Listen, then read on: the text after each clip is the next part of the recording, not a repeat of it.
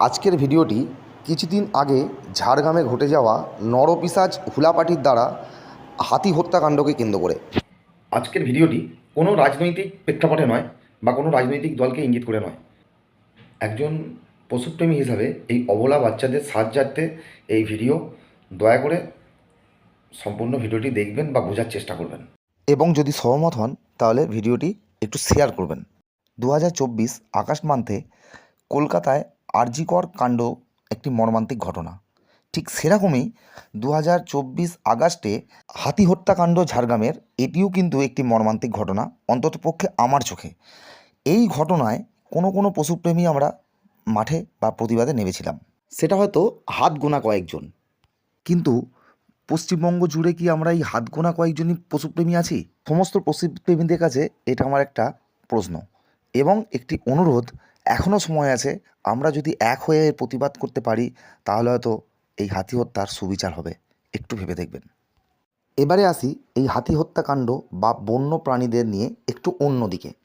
যখন অনেকটা ছোট ছিলাম বা অনেক বছর আগে থেকে শুনে আসি, জংলি হাতিরা মাঝে মাঝে নাকি লোকালয়ে চলে আসে এবং তাতে মানুষের খুব ক্ষতি হয়।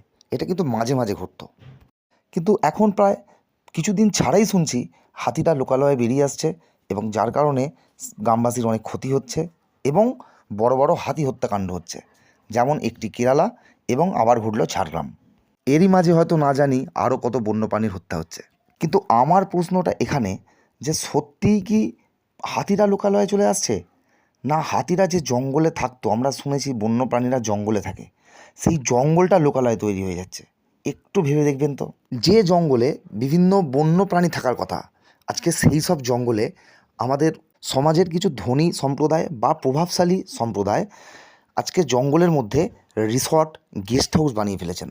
না জানি আরও কত গেস্ট হাউস বা রিসর্ট হতে চলেছে।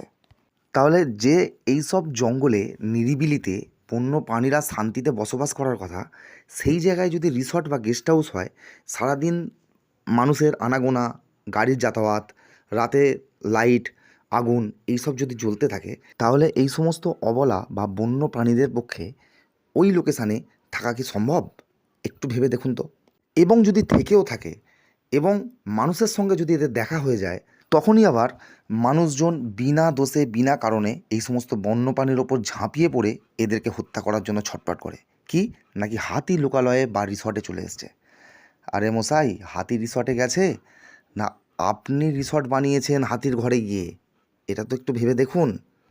আর এই সমস্ত ফরেস্ট বলুন বা জঙ্গল বলুন, আমার বা আমাদের যতটুকু জানা আছে, এগুলো সরকারি সম্পত্তি হয়, যার কারণে এখানে বনকর্মীরা চাকরি করেন বা ফরেস্ট অফিসাররা জব করেন, বন দপ্তর আছেন। আর ফরেস্টকে দেখাশোনা বা ফরেস্টকে ঠিকঠাক রাখার সম্পূর্ণ দায়িত্ব এই বনকর্মী বা ফরেস্ট অফিসারের। যেহেতু জঙ্গল বা ফরেস্টগুলি সরকারি, সেহেতু এখানে সরকার ছাড়া কোনো পার্সোনালকেও এখানে রিসর্ট বা প্রপার্টি নিজের বানাতে পারার কথা নয়। আর আমাদের বন দপ্তর বা ফরেস্ট অফিসার বলুন কিংবা প্রশাসন বা সরকার, যতদূর আমি জানি খুবই সৎ, খুবই নিষ্ঠার সাথেই জঙ্গল পরিচালনা বা জঙ্গল দেখাশোনা করেন। কিন্তু এই জঙ্গলের ভিতরে এই সমস্ত রিসর্ট বানানোর জন্য পারমিশন বা এই সমস্ত রিসর্ট বানানোর জন্য জায়গা এই রিসর্ট মালিকরা পাচ্ছে কোথা থেকে? এটাই আমার কাছে একটা প্রশ্ন। একদিকে সরকার থেকে প্রচার চলছে বন্য প্রাণী সংরক্ষণের জন্য, বন্য প্রাণী হত্যা যাতে না হয়। অপরদিকে এই বন্য প্রাণীদেরকে সরানোর জন্যই জঙ্গলে আমরা ঢুকে গিয়ে বানিয়ে ফেলছি রিসর্ট। অতএব এই রিসর্টের পারমিশন বা রিসর্টের প্রপার্টি এরা পাচ্ছে কোথা থেকে? আবারও একবার প্রশ্ন। তাহলে কি বন্য প্রাণীরাই রিসর্ট মালিকদের থেকে টাকা নিজে হাতে নিয়ে এরা কি পারমিশন বা অনুমতি দিচ্ছে এবং নিজেরাই নিজেদেরকে মৃত্যুর দিকে ঠেলে দিচ্ছে? যদি তাও হয়, তাহলে বন্যপ্রাণীরা টাকাগুলো নিয়ে করছে কি? একবার ভেবে বলুন তো। এবারই আসি একটু অন্যদিকে। প্রথমেই বলেছিলাম আরজিকর একটি মর্মান্তিক ঘটনা, কিন্তু আরজিকর যেরকম মর্মান্তিক ঘটনা, ঠিক এই ঝাড়গ্রাম হাতি হত্যাকাণ্ডও কিন্তু কোনো অংশে মর্মান্তিক ঘটনার চেয়ে বা আরজিকর ঘটনার চেয়ে কম নয়। তো আরজিকর ঘটনায় অনেক সাধারণ মানুষ প্রতিবাদের ঝড় তুলেছেন এবং প্রতিবাদ চালিয়ে যাচ্ছেন, এবং এই সাধারণ মানুষকে উৎসাহ দিতে বিভিন্ন রং বেরঙিন কোম্পানির নেতারাও মাঠে নেমেছেন।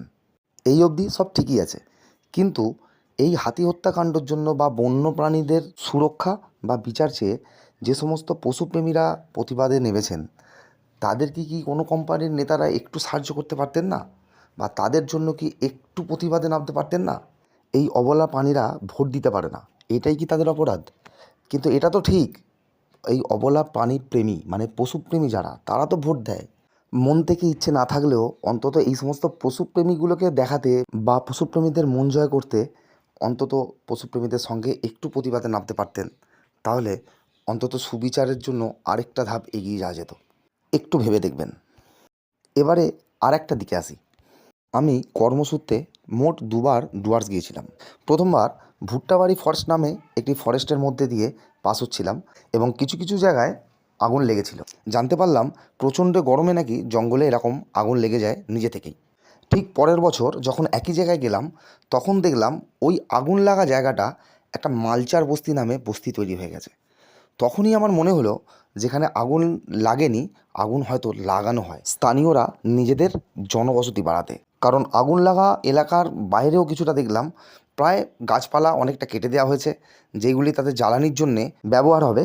এবং যেহেতু ঘন জঙ্গল, সেহেতু ওখানে বন্যপ্রাণী থাকবেই এবং আগুন লাগানোর ফলে বন্যপ্রাণীরাও ওই জায়গা থেকে সরে চলে যাবে। তাহলেই ভাবুন, বন্যপ্রাণীরা লোকালয়ে আসছে না আমরা বন্যপ্রাণী সেজে লোকালয় বানিয়ে ফেলছি এই জঙ্গলকে।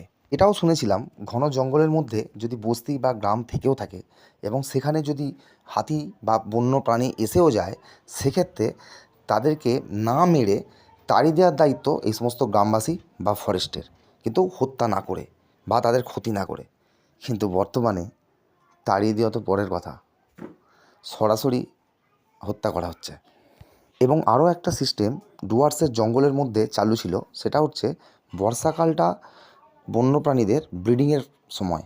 তাই বর্ষাকালে কোনো রকমভাবেই কোনো রিসর্টে বা জঙ্গলে ট্যুরিস্ট অ্যালাউড ছিল না। কিন্তু দ্বিতীয়বার সেখানে গিয়ে দেখলাম কিছু কিছু প্রভাবশালী এবং উচ্চপদস্থ সরকারি কর্মচারীরা যে সমস্ত রিসর্ট করেছেন, তারা ভিতর থেকে চ্যানেল বা সোর্স লাগিয়ে অ্যানাউন্সমেন্ট করছেন সারা বছরই তাদের রিসর্টে আসা যাবে এবং ডুয়ার্স জঙ্গলে ঘোরা যাবে। তাহলেই ভাবুন, এই সমস্ত পারমিশন বা অনুমতি কি বন্য প্রাণীরাই এই সমস্ত রিসর্ট মালিকদের দিচ্ছে, না ফরেস্ট অফিসার, না প্রশাসন, না সরকার? একবার ভেবে বলুন তো। তো মাননীয় প্রশাসন, বন দপ্তর বা সরকার যাই বলুন, সম্মান জানাই এবং আপনাদেরকে অনুরোধ, এখনও সময় আছে বন্য প্রাণী বা বন জঙ্গল বাঁচাতে। একটু বিষয়গুলি ভেবে দেখবেন। এবং যারা সম্পূর্ণ ভিডিওটি দেখলেন, যদি আমার সাথে সহমত হন, তাহলে প্লিজ একটু ভিডিওটি নিজেদের হোয়াটসঅ্যাপ স্ট্যাটাস বা হোয়াটসঅ্যাপ গ্রুপ বা ফেসবুক একটু ভিডিওটি শেয়ার করে দেবেন।